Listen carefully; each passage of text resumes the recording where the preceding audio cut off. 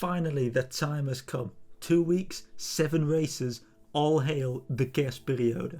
Starting from Boxing Day, the cyclocross season will hopefully hit its absolute peak with 2 World Cups, 2 Super Prestiges and 3 rounds of the X2O all held within the next 14 days. Now this could get a little overwhelming for any first time viewers, so let me give you a quick rundown of what's going to happen. In the simplest of terms, this is what to expect.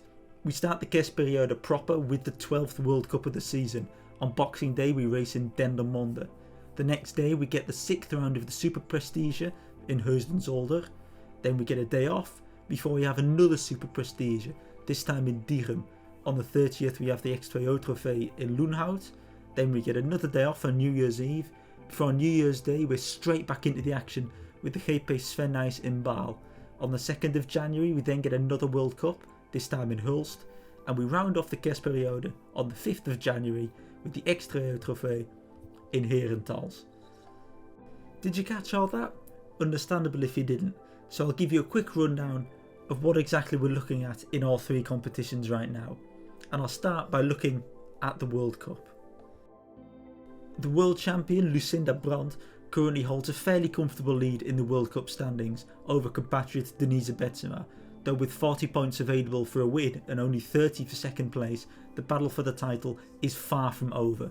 Brooke Peterson will come into these races third and leading the Under-23 World Cup.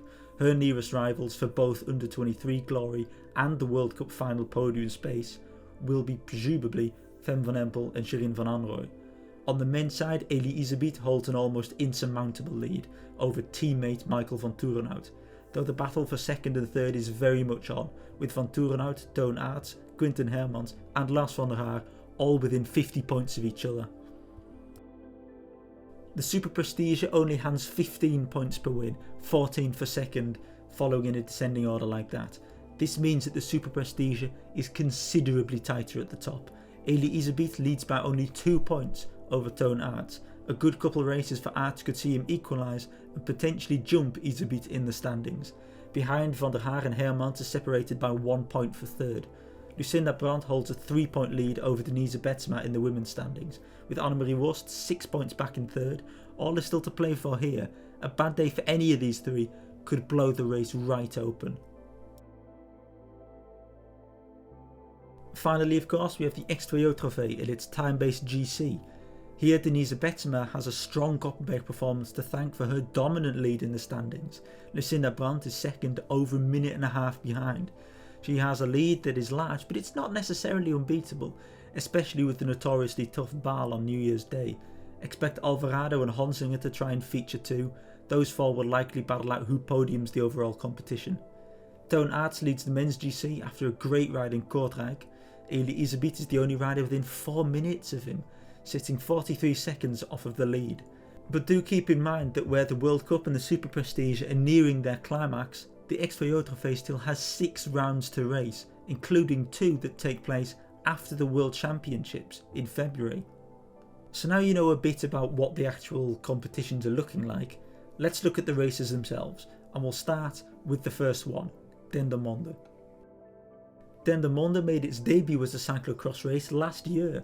Originally the cross would have been organised as part of the revamped World Cup in nearing town Wachtebeke, but the COVID-19 pandemic contributed to a situation where that was no longer possible. As a result, the race organiser, Paul Sauze DS Jurgen Mettepenninger, moved the race to Dendermonde, where last year one of the most apocalyptic bike races I've ever watched took place. This year the parcours will largely be the same, with weather likely playing a big role in how the day will turn out. If this place stays dry, expect a fast cross similar to Rukven, with the race being more closed and tactical, but if it gets muddy and it gets wet, expect another absolute bloodbath like we saw last year. Dendermonde will also be the first time this season that the 3 kings all race each other. Wout van Aert and Tom Pidcock will continue their season, whilst for Mathieu van der Poel this should be his season debut. Marianne Vos will also race here, she's also got this on her calendar, and that means that this race will likely have the strongest starting grid of any race this season. If it stays dry, the favourite here should be Mathieu van der Poel, but we don't really know his fitness. Therefore I'd venture towards Wout van Aert to win here. If it becomes wet, then Van Aert will blow his competition away, just like he did last year. For the women, expect another titanic battle between Marianne Vos and Lucinda Brandt. This cross in the dry will require a huge road engine, which is something that they both have. It put them a cut above in Rukven, and it'll do the same here. If it gets muddy again though, then last year's runner-up Clara Honsinger could be an outside bet, but the American seems to be running through some rough form as of late, so we're not entirely sure. Bad weather could also see Magali Rochette fly the Canadian flag high once again, and a final poor weather shout could go to Sanne Cant. Cant might not have the technique to keep up with the others nowadays, but she definitely still has the engine. Also, Dendermonde is officially called the Ambiance Cross, which I do find quite funny, considering it so far has never had a single spectator. In the dry, Dendermonde will be a bit of a racing track, very quick. Zolder, however, is literally a racetrack. With a history of hosting, amongst other things, the Belgian Grand Prix, Zolder first held a cyclocross race in the year 2000 as part of the World Cup.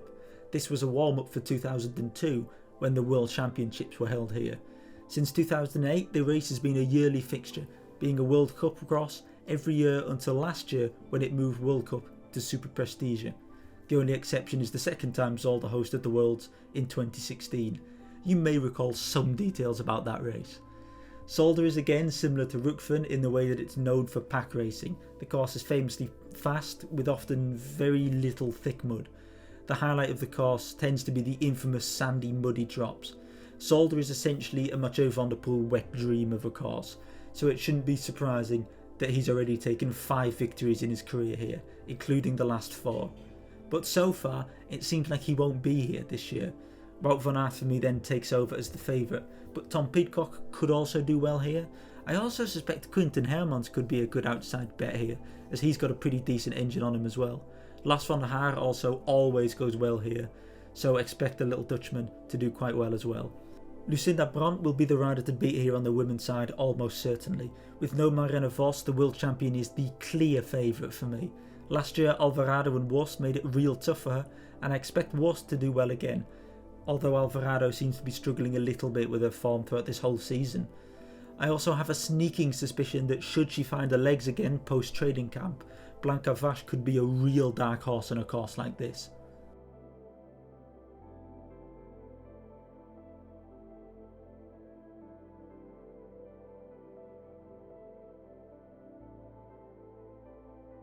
The final race of 2021 will be held in Luhnhout. The Yazen Cross is once again a cyclocross classic, dating all the way back to 1984. Luhnhout is known for its party atmosphere, its muddy opening sector, and of course its infamous washboard. Where these pump tracks have made a handful of appearances throughout other crosses nowadays, Luhnhout's washboard is the original, and it's not the only first the Yazen Cross has. Luhnhout was the first race to sign up for the Cyclocross World Cup, and it was the first World Cup round to be held on Belgian soil. In 1998, Luhnhout hosted the first cyclocross race for women, and Luhnhout was the first cross with its own website.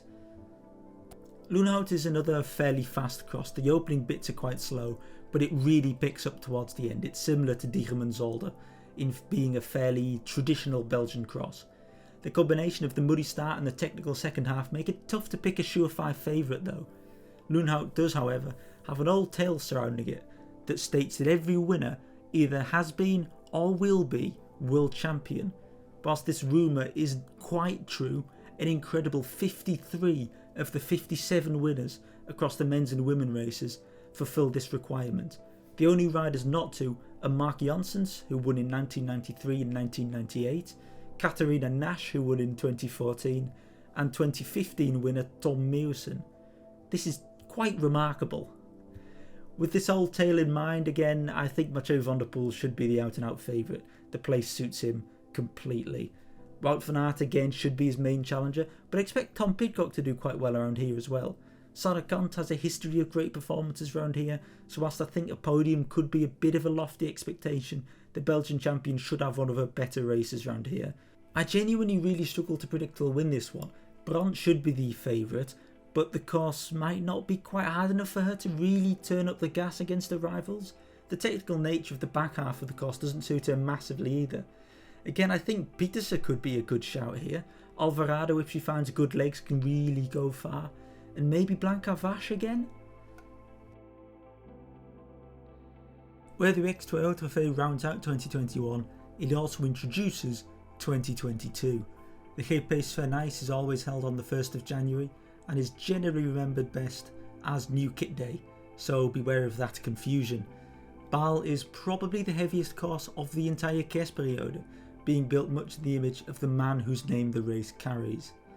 Sven Nys was a mud lover to the extreme, and this course, where he has an astounding 50% of the total victories, is built perfectly in his image. Bâle has a lot of elevation, but mostly it has a lot of mud. If the weather turns bad, this place will be ridiculously hard. Four-time winner Mathieu van der Poel will not be racing here this year, which means that the race really is wide open for the men. Van Aert and Pidcock both find a parcours that suits them pretty well, so do Toon Aerts and Elie Iserbyt. This is probably the pick of the races for the Kerstperiode, as far as I'm concerned. Ceylindel Kalman Alvarado has won the past 2 editions, beating Lucinda Brandt on both occasions. Again, expect both to feature prominently. Blanca Vache again could find a course that really suits her.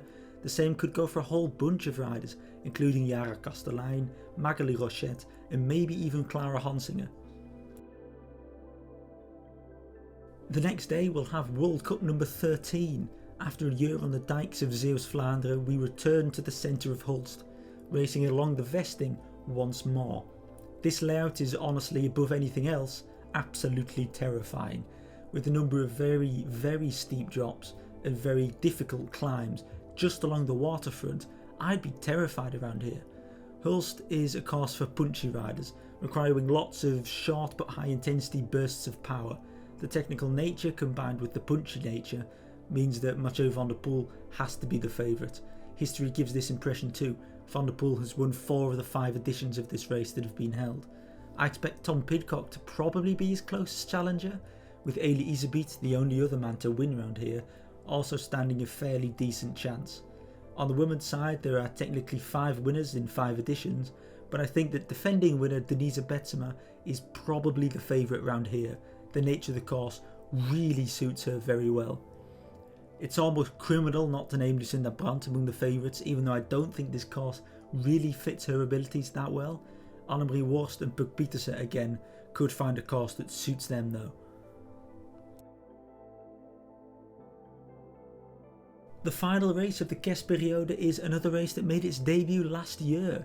Herentals was drafted in as a replacement after Luhnhout was cancelled. The course impressed so much that it has stayed on for another year in the X2O.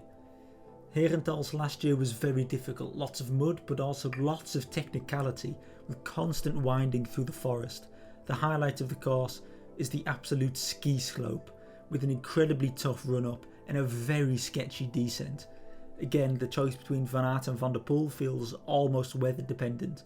The wetter and muddier the course gets, the more I expect Van Aert to come to the fore, but if it's bone dry, Van der Poel is a big favourite. I also expect Michael van Toerenhout to go quite well here. He did well last year, it suits his abilities quite well. Last year, Ceylindel Kalman Alvarado took the victory here on the women's side, but I think she'll struggle to repeat that victory somewhat. Lucinda Brandt is again probably the favourite, though I'm quietly confident in some of the younger riders and their impeccable technique.